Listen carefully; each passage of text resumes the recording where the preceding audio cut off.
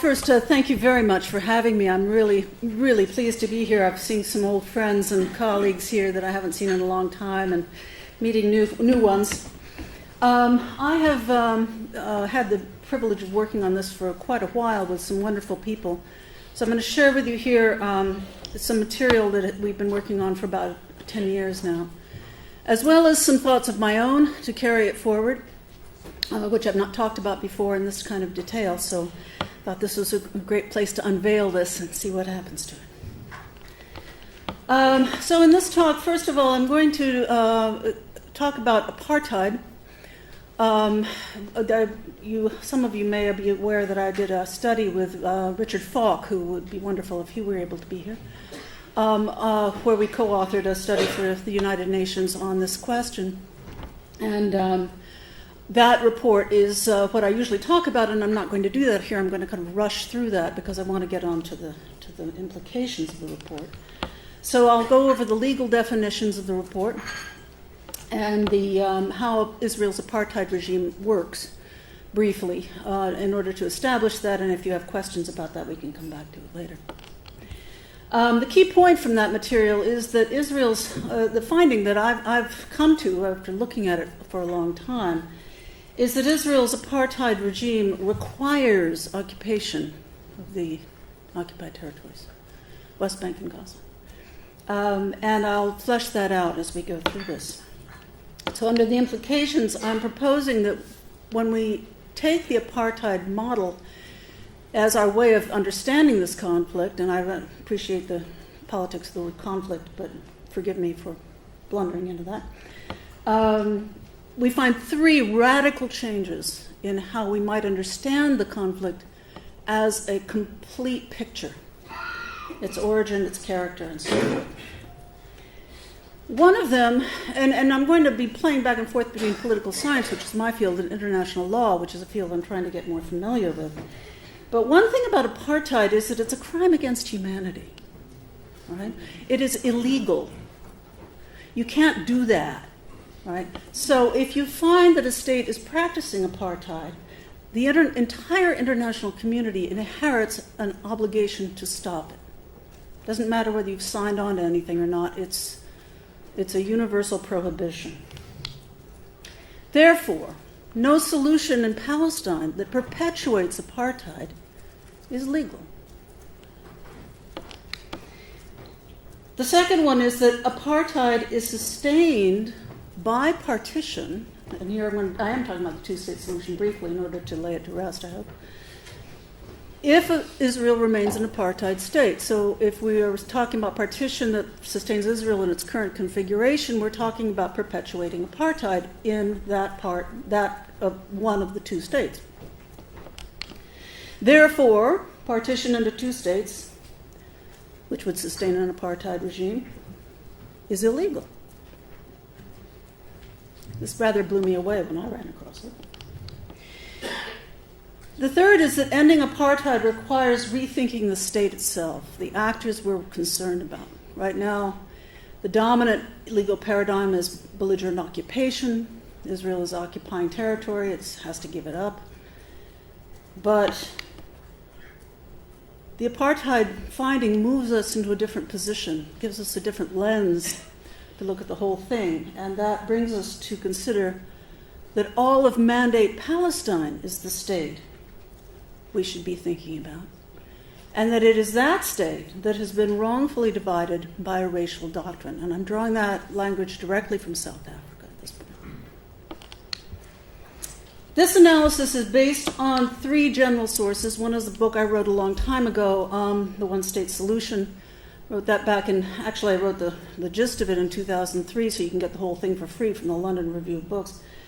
But I thought in 2005 that when this came out that everybody understood the two-state solution was dead, and I was rushing it into press so that I wouldn't be scooped by somebody else, and here we are standing here so much later still saying, the two-state solution may be dead. And, God, man, what does it take, right? So the main thing from that book is that Israel will not withdraw. It's an analysis of why Israel will not withdraw from the occupied territories, and that means that we are confronting a one-state rather than a two-state solution. The second source is, for the lawyers in the room, the main source for the law. It's a dense legal study composed by a team of lawyers that I had the privilege of coordinating. So if you're concerned about the true legal, deeper analysis, this is your source. And finally, the report that Richard Falk and I produced for the United Nations Economic and Social Council for West Asia, Commission, for West Asia, last March, which hit the headlines and made quite the splash. But that was the study where we determined that Israel is practicing apartheid in regard to the entire Palestinian people. I'm so glad you mentioned the Inside 48 population, including the refugees.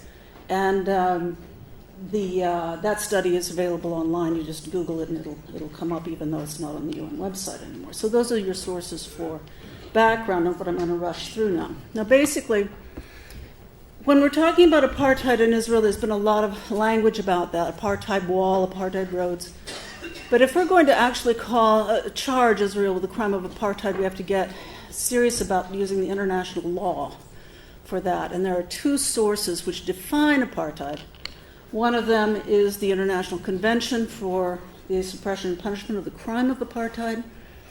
I've got the introductory paragraph here. I just want to point out a few things, that it involves similar practices to those of South Africa, but not identical, which means that if it's different from South Africa, it doesn't make any difference. That these practices and policies are for the purpose of maintaining domination by one group, one racial group over another. I call that the purpose clause. You have to actually want to dominate. It can't just be accidental. And that it is a system rather than discrete actions. And this is the main finding I'd like to stress for you, that apartheid is a comprehensive system. It's not a list of different things, the wall, the settlements, the house demolitions, the prisoners. Treating those as discrete issues loses the big picture. Big picture is a larger project, a larger system of apartheid. The second instrument is the Rome Statute of the International Criminal Court, which is what Israel is very nervous about right now.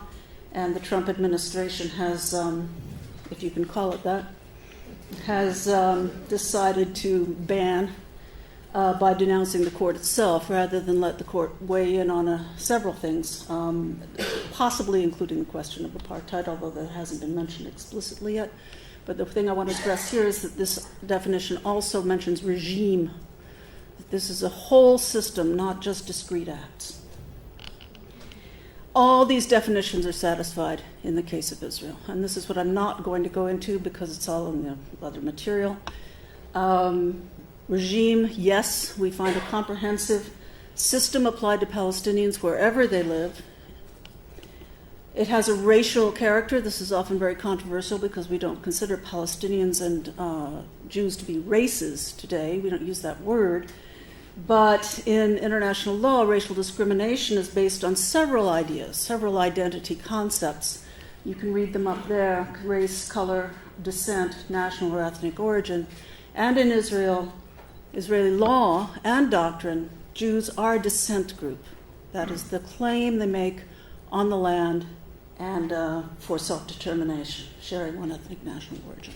So it is Israeli law and doctrine that fits this definition of racial identity. The purpose clause is satisfied all over the place. A few examples. That the basic law of Israel includes several references to Israel as a Jewish and democratic state. The law of return is clearly discriminatory in providing for automatic entrance by Jews and no comparable privilege by Palestinians, who are actually, of course, excluded. The Jewish national organizations, Jewish National Fund, Jewish Agency, World Zionist Organization, which are by law charged with administering whole sections of Israeli society for the Jewish people. And, of course, the nation-state law, which I think was just frosting on the cake, really. I mean, it was all there before. It's just that now everybody can see it. The definitions go on. I'm not sharing this with you because we don't have time to list a whole ream of practices. All of those practices are satisfied, with the exception of a genocide clause. That didn't apply in South Africa either. It seems to have been put into the definition by someone who was concerned about that. But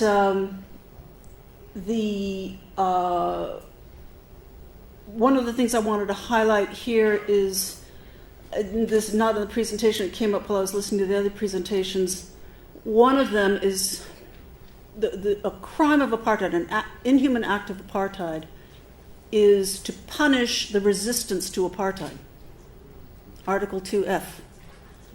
So all these things we see about, the Border Patrol is in that territory, they have authority to control Palestinians, but not to touch settlers. This is all fitting that legal provision, that it is illegal to resist the system itself. A lot of people arguing against this analysis mention the condition of Palestinian citizens of Israel who have the right to vote, and I chose that particular argument to illustrate how the whole system works. The apartheid system in Israel consists of separate domains of law applied geographically to the populations in those areas. The first one is Palestinian citizens of Israel. It could go in any order, but this is the order we used. Palestinian citizens have the right to vote, but they don't have the right to vote against Jewish domination of the state. Analogy there that I sometimes use would be what would happen if we simply reformed slavery and we provided slaves with wages and good housing and health care and things like that, and even the vote, but not the vote to end slavery. Okay, it means that they're perpetually under a system of domination, although they technically have this right, and it's ineffectual. Domain 2 would be Palestinian residents of Jerusalem who have voting rights in the municipality, but not in the country.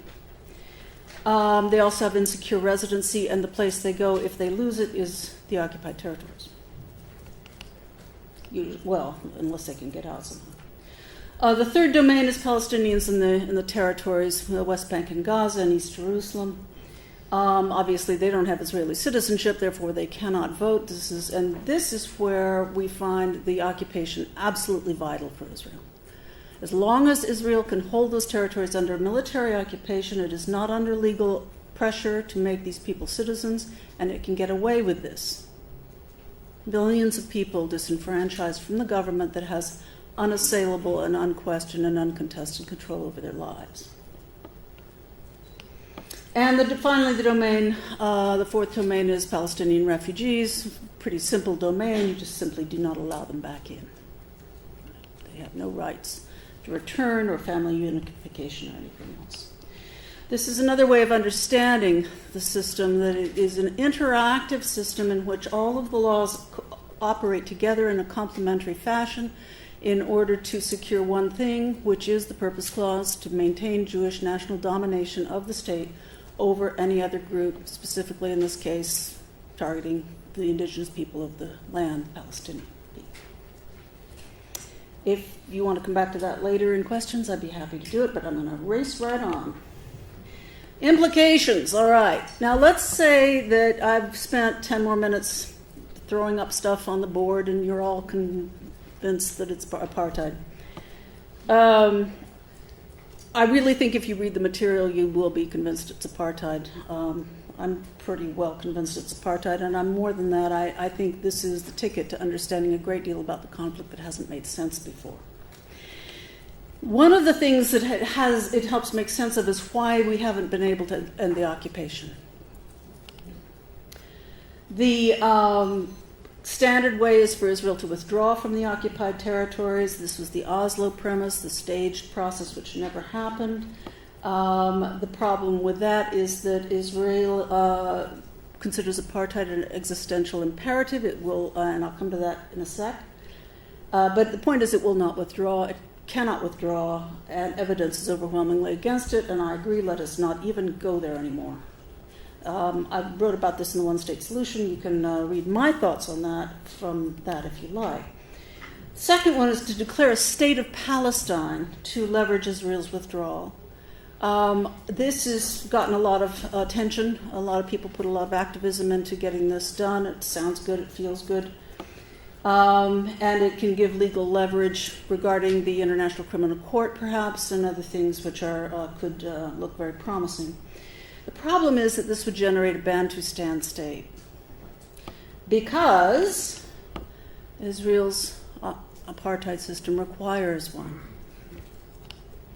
To preserve apartheid, Israel must prevent miscegenation, the mixing of the groups. This is a universal problem for all racial democracies.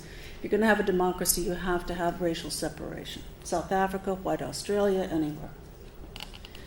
Therefore, Israel must control movement and borders to prevent mixing. It's pretty straightforward logic, right? And that would violate the basic sovereign needs of a Palestinian state. If Israel continues to control its borders and all passage in and out of it and all trade in and out of it, then it is not a sovereign state. It's more like Gaza. Israel cannot accept a Palestinian state that is not a Bantustan because the Bantustan would threaten apartheid. And apartheid is a threat to international peace and security as well as a morally abhorrent practice, and therefore it is not a solution either to the violence and insecurity of the region or to international law or to the moral imperatives we've heard some people stressing today. Just like to spend another minute or two on the Bantustans themselves, because the more I look at the Bantustans, the more they make sense of a lot of what we're talking about here, and I really hope you will take a few minutes later to look this up for yourselves. Again, the absolute imperative of apartheid, which is Afrikaans for separation. There is no difference between apartheid and Hafrada. They mean exactly the same thing. The system in South Africa is in the top map there. You see it, the Bantustans were all broken up. That's one Bantustan. KwaZulu-Natal, it's all broken up with exclusively white zones in between. Same thing in Oslo. And I must stress here, Israel and South Africa were best buddies for decades. The heads of state were flying back and forth, chumming it up with each other. And I was told by people in South Africa that every time Ariel Sharon went to South Africa, where I lived for 6 years and did a whole study there, every time Ariel Sharon went to South Africa, he asked about the Bantustans. Okay, so he was absorbing, they were thinking it through, and also trying to avoid some of the pitfalls. Logic of the Bantustans to create this separation effect is to channel indigenous political ambitions away from the dominant state, the apartheid state, to the local authorities, the indigenous authorities. In South Africa, they were called, guess what? Black self-government authorities. Right. We took the name. This is a picture of all the Bantustan leaders lined up in South Africa. There's therefore a leadership that is motivated to cooperate with the apartheid system, because otherwise it would not be allowed to remain in power. And we see the PA playing that role. And that leadership is compelled to repress indigenous dissent, Article 2F, right? You have to repress resistance to the system, and that's a conditionality for them staying in power. The Apartheid Convention absolutely rejects all of this. It rejects dividing people on the basis of race, and it lists racial reserves, which is the AB areas of Oslo, among the inhuman acts of apartheid, and insists on territorial integrity.